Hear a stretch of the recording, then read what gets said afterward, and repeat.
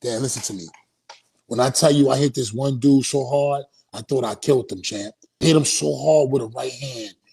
I was like, yo, I don't want to do this no more. I hit him so hard. Yo, Dan, when I hit him, he was swallowed. His mouthpiece was going down his throat. I'm going to be bringing on today Shannon the Cannon Briggs, who is one of the best for me personalities there's really been for a very, very, very long time. He's funny, he's outspoken, he's got energy. I'm going to probably wee a little bit just because he really excites me. So let's bring him on. Let's say hello to the man himself. Shannon, let's go, champ. Let's go, champ. Let's go, champ. Let's go, champ. What an absolute lads. How's things? Look at that. Mate, I haven't got that now when you're like, what was it you were saying the other day? You were 51,000 years old. 51,000 years old, champ. Looking good for 51,000, I will say, mate. Thank you, brother. Thank you, brother. For me, Shannon, and welcome to the show. And Thank you, champ. I know Thank you for having me. Mate, absolutely is 100% my pleasure, my honor to speak to you. You're lineal heavyweight champion of the world. You've been in with the best. I got the belt right there. Look, the belt right there. Where? No way. Champ. Yeah, the belt right there, champ. Look. Let's go. Look at that. Wow. You see Ring that? Magazine. Whoa. Look at that, champ. Ooh. Champ. And that's the WBO title right there. Wow. Incredible. And this is the New York State Hall of Fame belt. Let's get you on full screen so we can see this. Wow. Look at that. Wow. It's a bit of history right there, champ. Yes, champ. A little bit. One thing I'm intrigued with you is your story, Shannon. And I really love it. I really love it. I'd like to think that I've had a crazy life myself.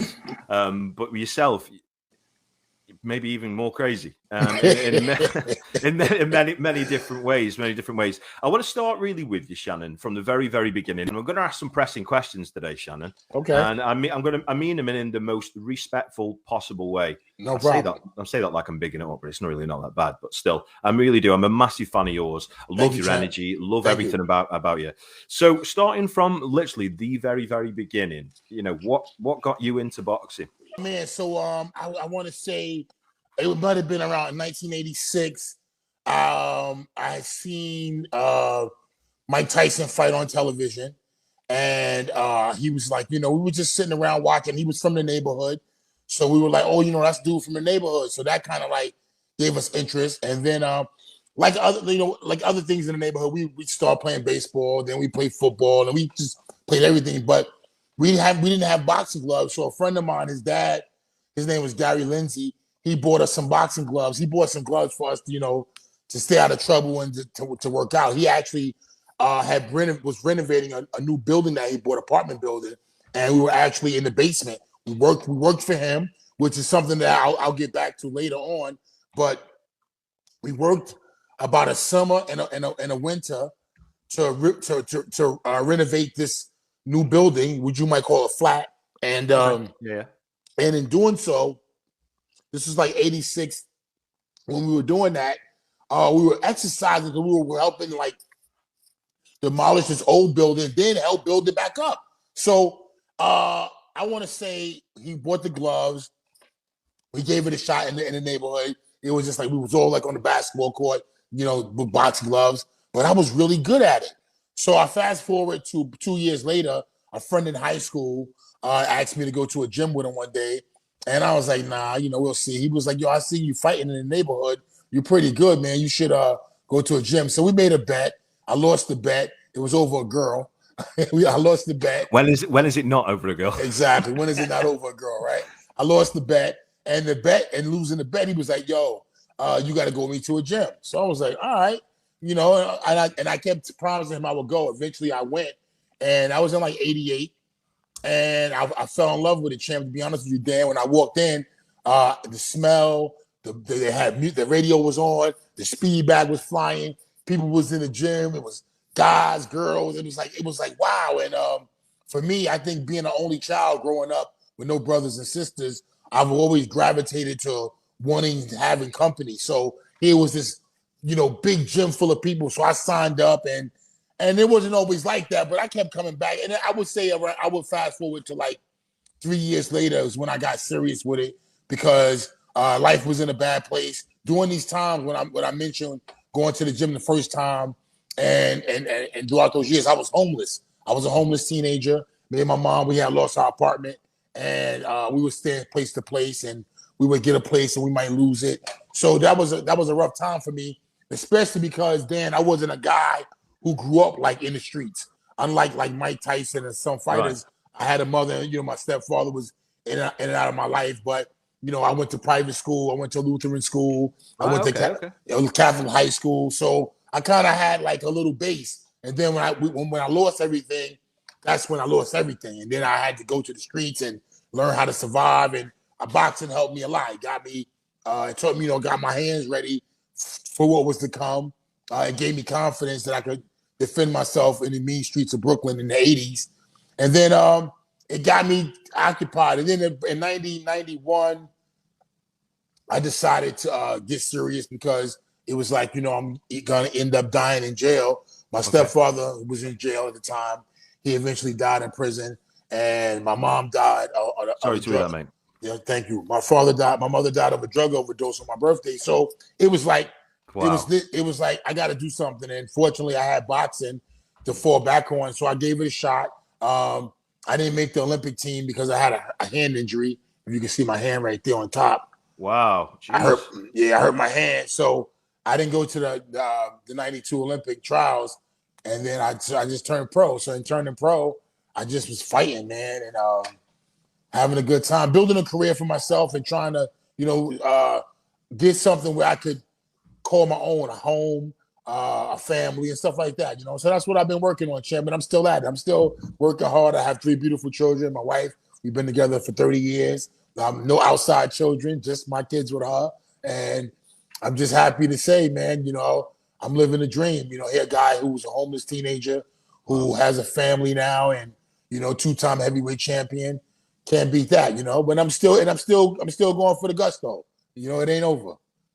No, that's absolutely amazing. I love that. I love that. I mean, I've interviewed thousands of boxers, and what I love so much about doing this, I hope you don't mind me saying this, champ, but the vulnerable side of boxers. I mean, listen, when you watch boxers on TV, it's very, very much bravado. Come on, let's fight. And it's almost brutal.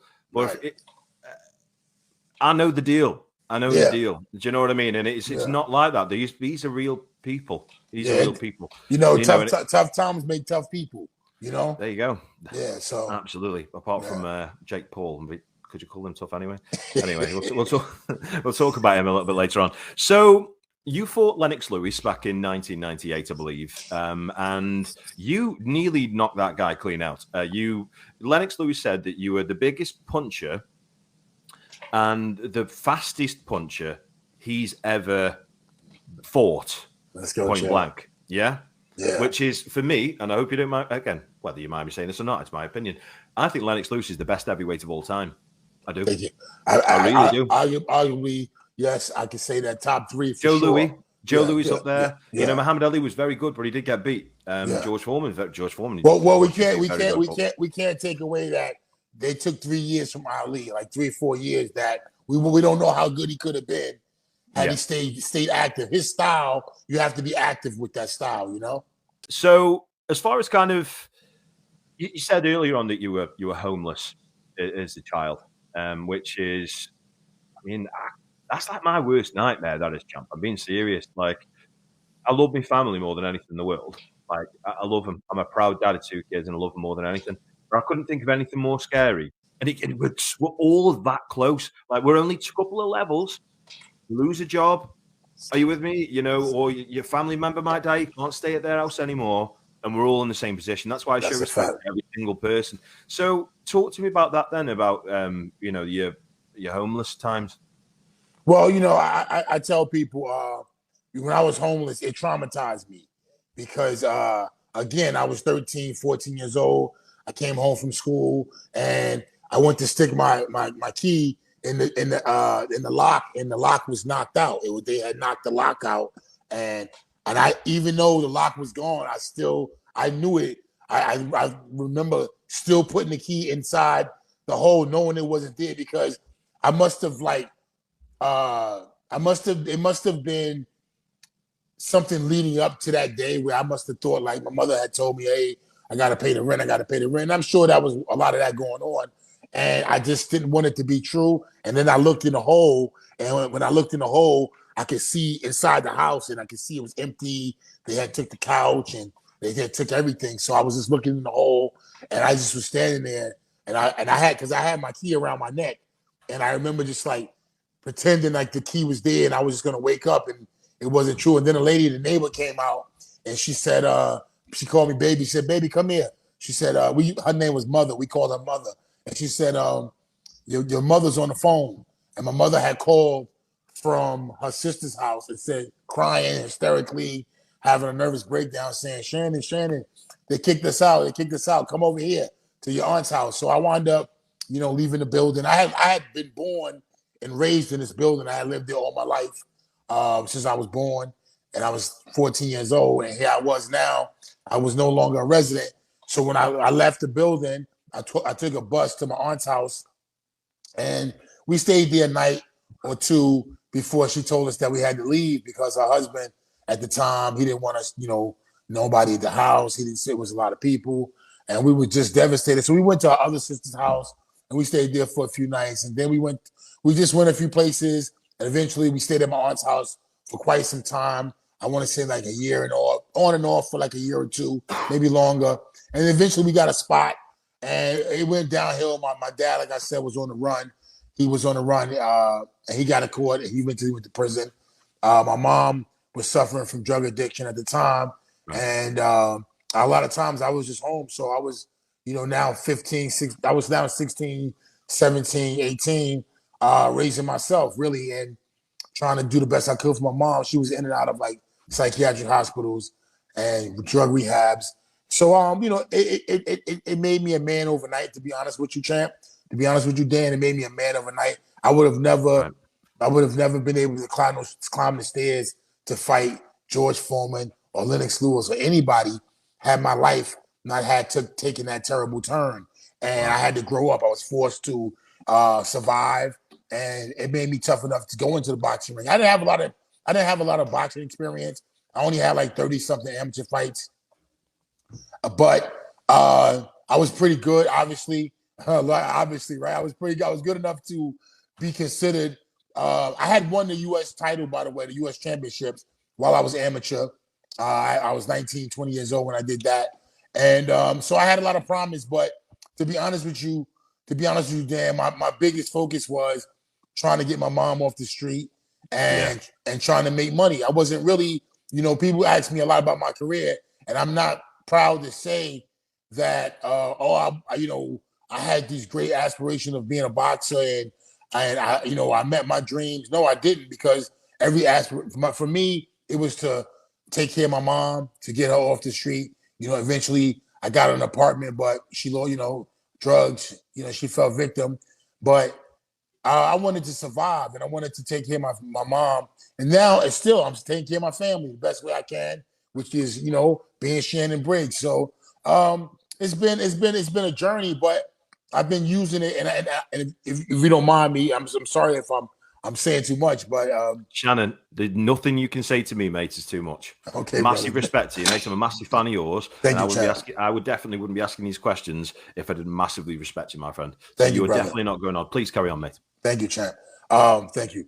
Well, which led to eventually me winning the title back there the first time. The second time I won it again was 2006. I think it was 2006. And then, continuing the journey to fight, stay relevant against all odds. I've been blackballed a few times. I've been, told that I'll never get a fight on network television again. And I've found a way to reinvent, recreate, and stay relevant through times when people would have given up and had to take on new careers and stuff like that. I've been able to stay afloat, take care of my family. I'm not rich, but, I do the best I can to, keep my family never missed a meal. And again, I say I'm traumatized in the sense, whereas I always work to keep a roof over my family's head because I came home from school and there was no lock on the door. It was nothing. Wow. And that was the beginning. You must have been, that would terrify me. Yeah. I'd be absolutely terrified if I come back home and my locks have been changed.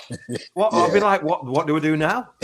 Mate, I don't like hearing that, bless you. So one thing I did here, and please only delve what you want to, kind of speak about what you want to speak to. I believe that you were kind of abused as a child, from what I understand. Tell me about that. And if you don't want to tell me too much, that's cool. But just tell me what you mean. Well, I grew up kind of fast. I was young, and I seen a lot at an early age. Unfortunately, my mother was a heroin addict, and I seen a lot. I seen a lot as an early child. My mom, she believed and trusted people, and let me stay with a lot of different people. I would stay with people that didn't always, they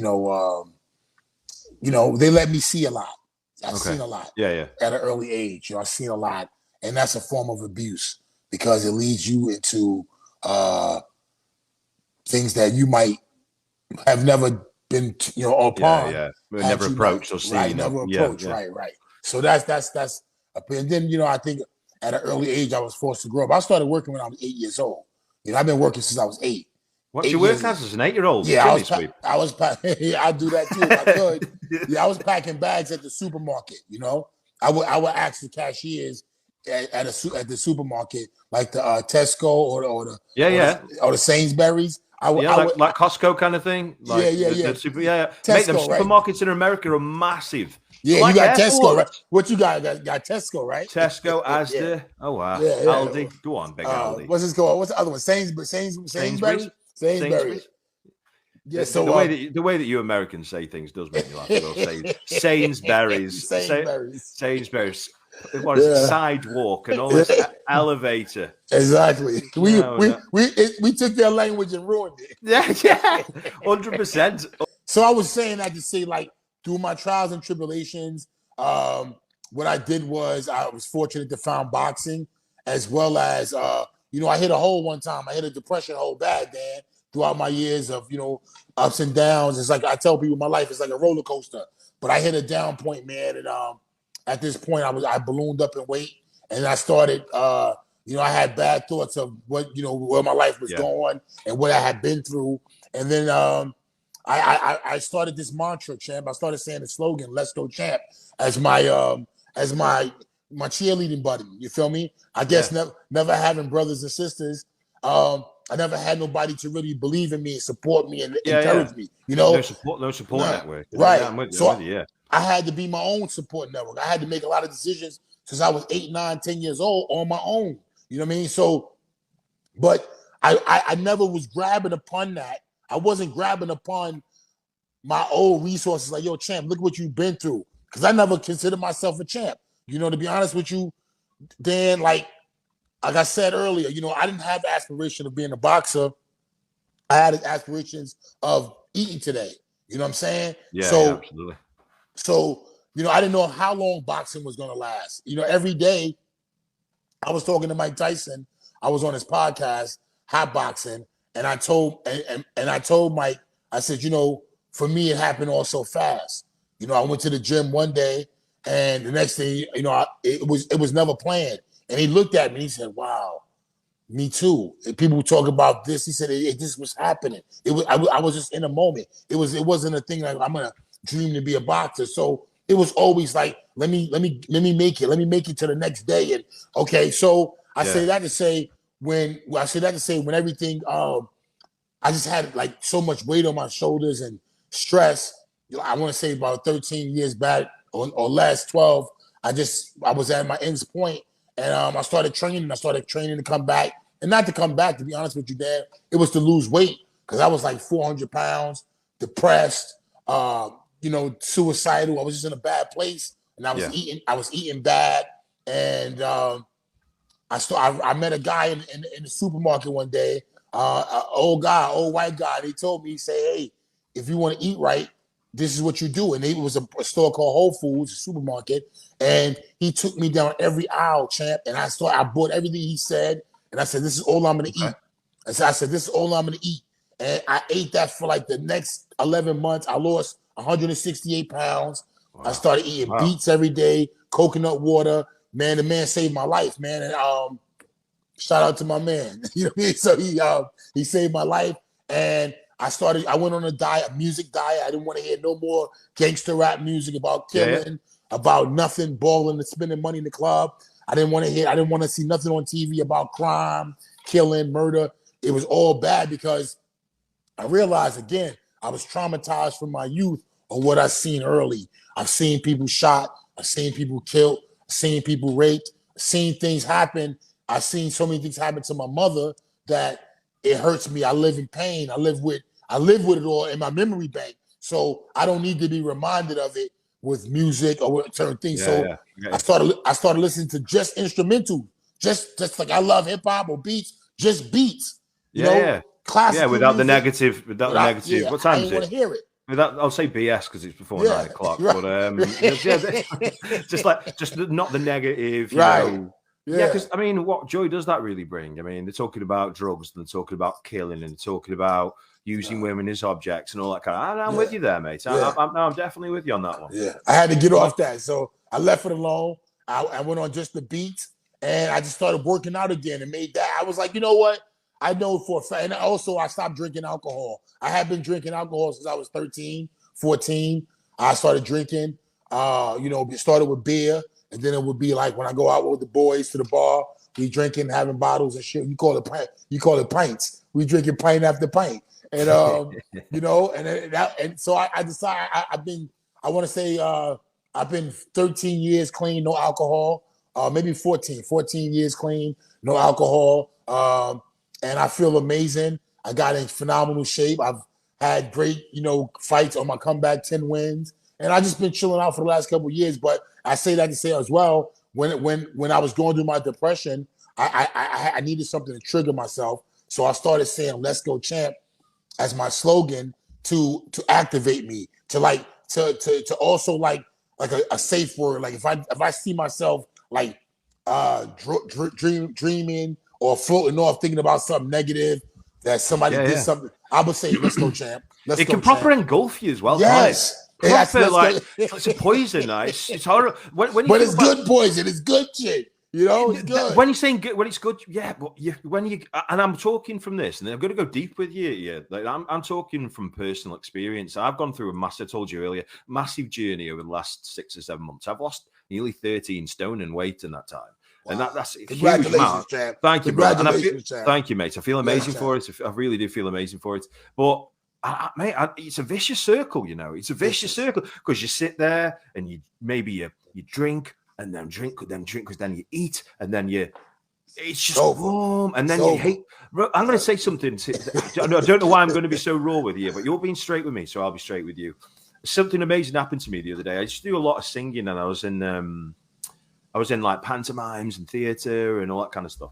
And up until the last week, I didn't even go to the place where people used to know me because I was scared that they would think I was put on weight. And up until the last week, I stood outside that theatre and I was proud for the first time. Literally for the first time. So listen, doesn't matter who you are, where you're from, we've all got a demons. Back though to you, Shannon.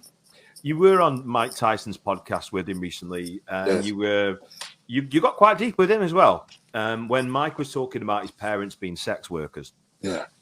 What was the relevance for you there? Is this something that you had personal experience with? Because I know you got quite upset. So tell me about that. Yeah. My mom, I've unfortunately seen my mother at a low point that, I would not, I wasn't proud of, because my mom was a working mother who, again, put me through proper schooling. I went to Lutheran school for 7 years. I went to private high school for a year. So I had a paid-for education in the 70s and 80s. And so this was unlike, a lot of people to keep their kid in private school, paying every month to month, year to year, when everybody was poor, in the 70s and 80s. And she had an emphasis on wanting me to be successful, her only child, her baby. You were massively lucky then, weren't you? Because Yeah. considering from Brownsville and stuff, I mean, Yeah. to then get privately schooled, I mean, you were one of the lucky ones. Yeah, I had it made. My mother loved me. She was a nurse. She went to college. She was educated.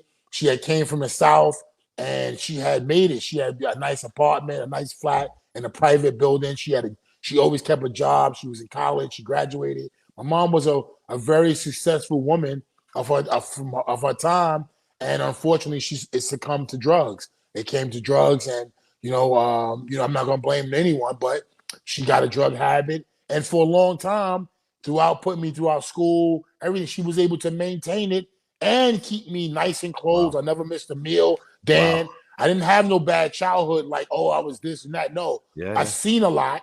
I seen too much as a kid. It made me grow up fast. But I also was able to understand that, I was around a lot of people that was illiterate. My other friends didn't have the same education I had. So I was able to see the difference that my mother was doing with me in regards to keep giving me education. And it allowed me in a lot of ways to be able to communicate in a good way because I did a lot of reading. I did a lot of reading growing up. And I think it helped me. I might have, listen, champ, I don't got no degree. I do, but I got a PA, I got a master's in the streets. You know what I'm saying? Yeah. I learned so Mate, much. look at Floyd Mayweather though, bro. I'm not saying he can't read. He's earned $400 million in exhibition fights since he's retired. Yeah, he can read now. Chuck that out there, I'm sure. I seen him doing some reading. He can read now. Yeah, he can it's read not Winnie good. the Pooh or anything though.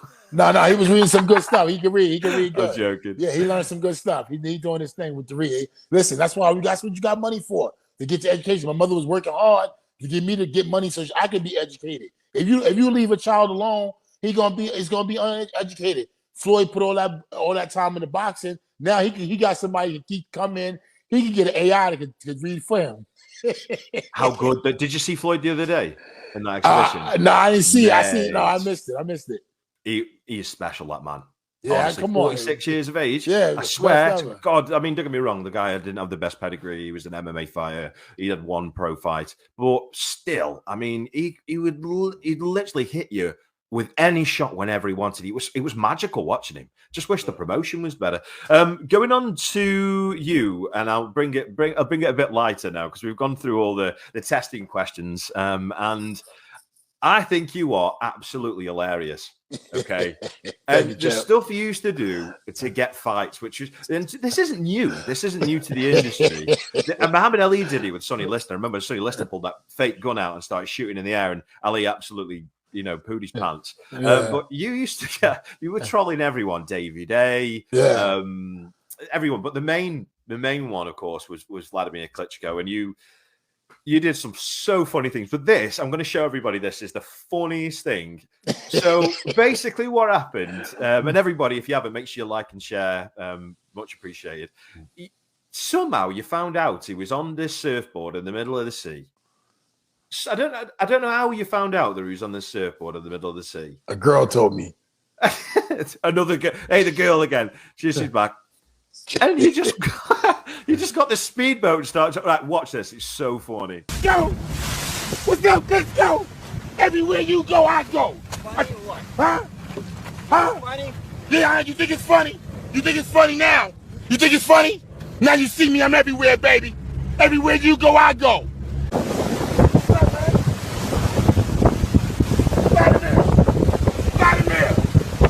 Wladamir, let's go. Call me champ. Call me champ.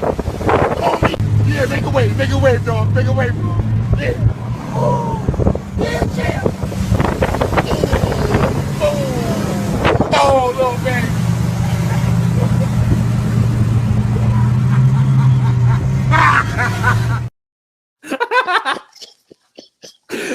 Let's go, champ. It's that laughing. Ah! Let's go, champ. The best bit was when he went, make a wave, make a wave. Let's go, champ. It was so funny. And not only that, you did things like you turned up when he was at a restaurant and just took his food off him, started eating his food, saying, what you eat, I eat, champ, and then he's putting water on your head. I mean, mate, it was entertaining. Yeah. Now, how did you know he was on that surfboard, mate? I told you, I know a girl. I had rented a flat apartment. You call it a flat. Yeah. On the beach, not too far from where he lived. At the time, he had a beautiful penthouse from what they told me in his building. So I rented a place not too far, and I was like, man, I'm gonna catch him out here one day, and I'm gonna get a fight with him because a lot of people don't know I fought his brother, and in the first round, my left tendon in my arm popped and my bicep, and I fought him for 12 rounds, and he beat the hell out of me, Dan. He beat me damn near to death, man. Nobody could believe that I didn't die or go into a coma, you know. Yeah. I didn't quit, but I figured it was gonna be my last fight forever. And then I decided, you know, to get back in shape. I started training. I told you, and this is when I went into like the whole depression after the fight with his brother. You know, I didn't blame him, but you know, I never got paid for that fight. Really? I didn't get paid. So, wow. The thing was when I found out he was living in Florida, I never got paid for the fight. I was like, man, it wasn't their fault. Hey, there, champ. How did you not get paid for a fight? I just had bad people at the time that I was working with, and right. They, you know, bad management and the bad promoters, and they stole my money, and I had to take them to court. And I eventually won, and they gave me like damn near on pennies on what I was owed. They gave me like 400,000+, and it was just bad time, and I had to live off of what I had and take care of my family. And then his brother, they moved down here to the neighborhood, not too far. So I was like, man, this guy got a lot of nerve. You know what I'm saying? So I was like, you know, I took a page. I was up late one night, and I was watching Club of Lang on Rocky with Mr. T. Yeah. And I just was watching that, and I fell asleep to it. And then when I woke up in the morning, I was like, that's it. I pitied the fool. I got to go Mr. T on him. And I started saying, let's go, champ. And I said, that's going to be my thing. I'm going to do the son of Club of Lang. That was going to be my Monica, the son of Club of Lang. And I'm just going to hunt and track down every fighter that I can to get a fight. Because, again, they had blackballed me out the game. Then they didn't want to see me. They didn't want to see me shine. So I had to make it a point to interrupt as much as I could.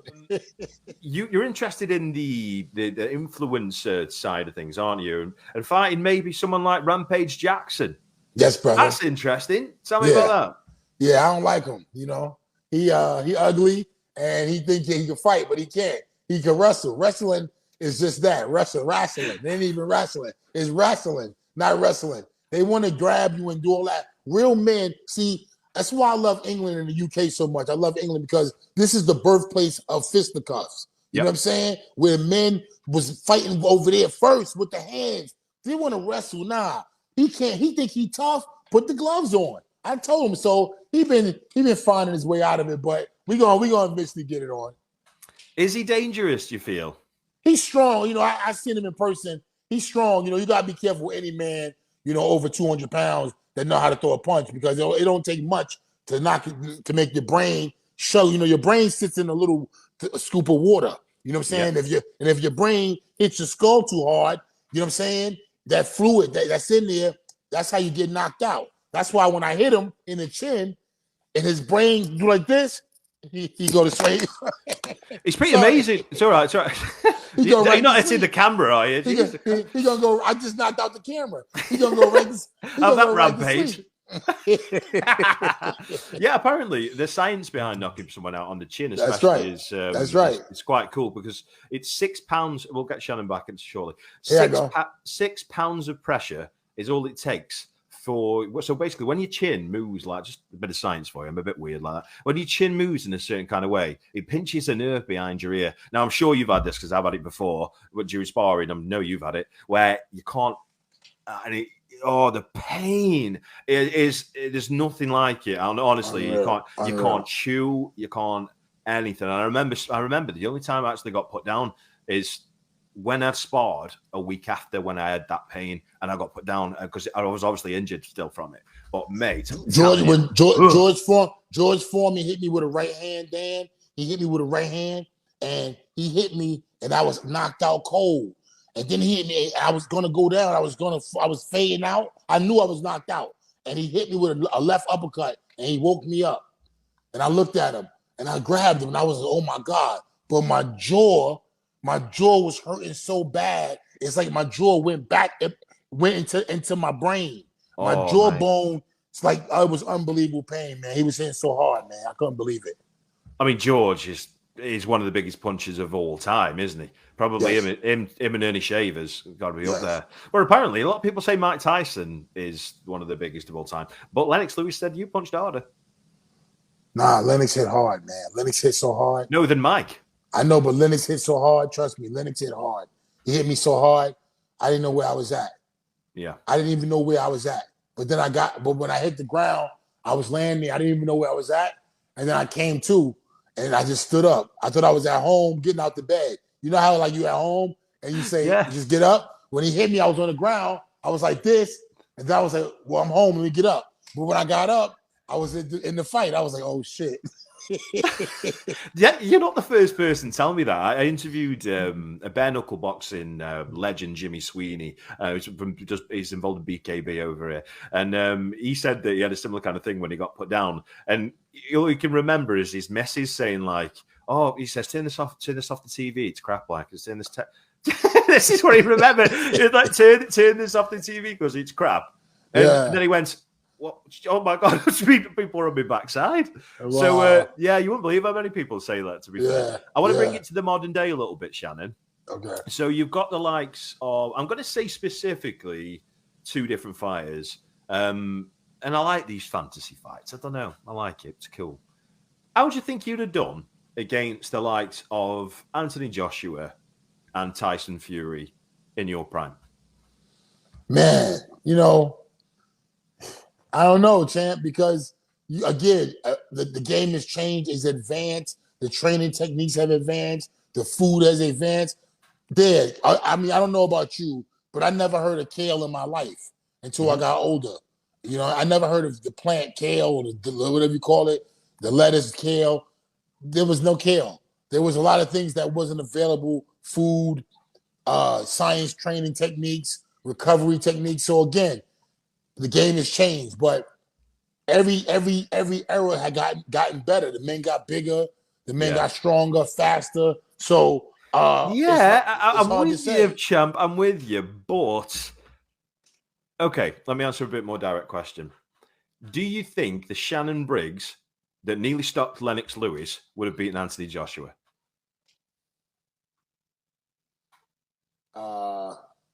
I wasn't right for that fight. Let me phrase it. I do. I think you'd have stopped Joshua. The Shannon Briggs that fought Foreman and the Shannon Briggs that fought Ray Mercer. Those 2 Shannon Briggs could have fought anybody in history. And that might not have won, but would have done good with anybody for 5 rounds to 10 rounds to 12 rounds. I would have did those 2 Shannon Briggs. When I fought Foreman that night, because and the night that I fought Mercer, reason for both of them. When I fought Foreman, my mother had just died. Damn, my mother had just died. My mother had just died. I didn't have no money, and my son was just born, my first son. Yeah. And I was like, man, I gotta find a way to make some money for my family. My new family now. No mother, no father, no brother, no sister. This is my new family. I got to find a way to make some money for us. So I trained hard, and I went down. My next fight was against Lennox Lewis, but for that fight, I had a bad hand. Mm-hmm. So I went into the fight. I couldn't even train for the fight. I couldn't even train properly for the fight. Forget train. I couldn't do anything for the fight except just know I was going to lose and do the best I could. But I knew I was in bad trouble. And then when I fought Mercer, that Shannon Briggs could have fought anybody in the world at any time. And I'm not going to say I would have won, but that night I could have fought anybody and did good. And you felt pretty much invincible, pretty much. Yeah, because I was in shape. Those 2 nights is the nights I could say, man, I had a few fights off television that people would see. I had a lot of fights too that people never seen. And I fought some decent journeyman guys that were supposed to go a couple rounds, but I'm talking about Dan. I'm telling you, Dan, when I tell you, Dan, listen to me. When I tell you I hit this one dude so hard, I thought I killed him, champ. Really? His name was Dickie Ryan. I hit him so hard with a right hand. I was like, yo, I don't want to do this no more. I hit him so hard. Yo, Dan, when I hit him, he was swallowing. His mouthpiece was going down his throat. Oh, Jesus, really? He was laid off. He was laid on the bottom rope. His arms were spread out like this. And he was hanging out the ring. And I thought I killed him. I hit him so hard, champ. I knew I hit him. And another time, I fought another dude off television. Man, I gotta look up my record to see his name. But yo, Dan, listen to me, champ. Listen, I hit him so hard with a right hand. When I hit him on the top of the head, yo, he crumbled like an accordion, how you push it down. Yeah. He went down. He just crumbled down, and his body was done. I said, "Oh my gosh, Shannon, you killed him." I knew when my knuckle landed that it went in his head because that's how hard it was. And I threw the punch there so effortlessly. Yeah, I didn't even put it, Yeah, they're the shots, aren't they? They're the shots thrown correctly. That's a hell of a lot better than just a hard thrown shot that's not thrown correctly. So I'm with you there. Oh, but there we go. Can you please fight John Fury? I know he's not a boxer, but please. Hey, mate, that'd be sick. Would you fight John Fury? That'd be brilliant. That'd be a brilliant pay-per-view. I would, but they got to give him life insurance. I tell you, he's an odd man. He is. I'm telling you now. He imagine the press conferences to see John Fury. That's my boy. I love John. That's my boy. Can you imagine the press conferences? I can't fight John. I love him too much. He's the best. No. The plan for you now is you want to come back to the UK, and for a few different reasons. You'd like to do some with some of my very, very, very good friends, Jay, who I've done many. Shout out to Jay Newman. Shout out to Jay Newman. Unbelievable man, unbelievable friend. Hope you're well, Jay. And yeah, so you're going to come over to the UK. You're going to be doing some dinner shows where you can sit down and hear your story and talk to you and have photos with you. But one thing that I really, really liked as well, champ, is that you're coming as well to speak to some of the fighters and train and give some advice to some of the fighters, which I think is pretty amazing. Like I said to you off camera, I did a similar kind of thing with one of my very good friends, Alfonso Lopez, coming over and sparring. I think it was the British or an English an area, Midlands area, I think, champion. And it was amazing because he got to see he came to my town, and I mean, I'd love to do the same with you. Oh, and man, we'll meet up. We'll meet up, mate. And what town? What's the name of your town? Stoke. Oh man, I gotta go to Stoke for sure. You better go to Stoke. You bet. Well, wherever you're going, mate, I'm going to be there. I'm going to be there. We'll have a coffee and we can shout, let's go. That's right. We're gonna do a lot of that. Absolute legend of a man. For me, I just want to say more than anything, this has been a real pleasure for me. And thank you, brother. I'm going to be respectful with it, but there may be fighters out there that have potentially achieved more. There may be fighters out there who have a bigger following. But for me, you are just being you. You're very special. You're very special to this great, great sport of boxing. And never change, bro. Thank you, brother. Never, so much, ever change. I can't tell you how much I appreciate you coming on the show. I'd love to see you when you come over to the UK. I'm coming to see you. What you talking about? I'm coming to hang out with you. Let's go do a live with me. Yeah, I'm coming to hang out with you. We're gonna do the show with me. We're gonna do the show with me sitting right next to you, mate. talking, having fun. I'm absolutely game as anything for that, mate. So thank you so much for coming on the show, Shannon. Thank you, champ. Thanks for having me, Dan. You got the best. Pleasure. You got the best show on the internet for sure.